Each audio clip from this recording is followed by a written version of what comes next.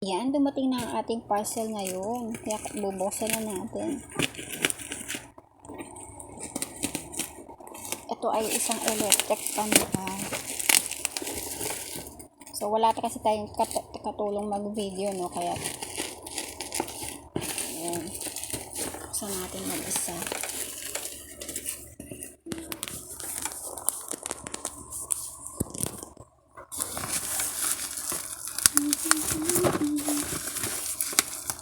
So, dahil may init sa school ng aking anak, kaya naisipan kong bilang ko siya ng sarili ng electric fan. Nadadalhin niya sa school.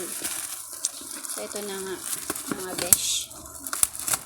Nahihirapan ng lola niya magbukas.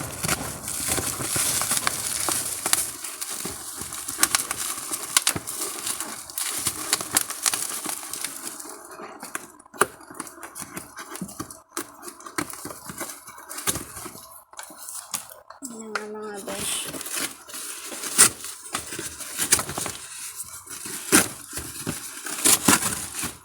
Ito na siya mga besh.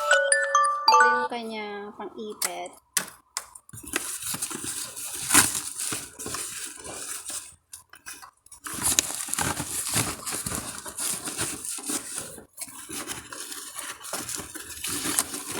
Yun mga besh, malaki din siya. Ayan. Ito siya, yung electric fan. Malaki siya mga besh, kasi ito yung kamay ko mga besh, oh. Oh, malaki siya. Tapos may sabitan siya. So, itatry naman natin ngayon kung gaano siya kalakas. So, umalis ka muna dyan. So, ito yung saksakan yan.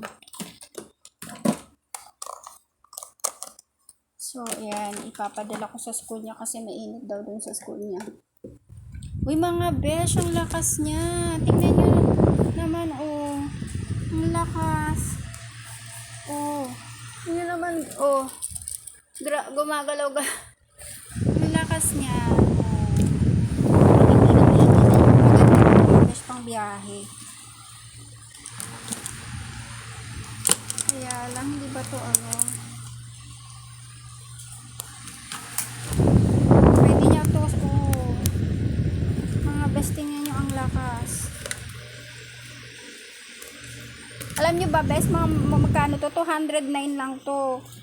Kaya bumili na kayo ng ganitong klaseng electric pan na. Malakas siya. 209 pesos lang siya. Grabe ang lakas, oh.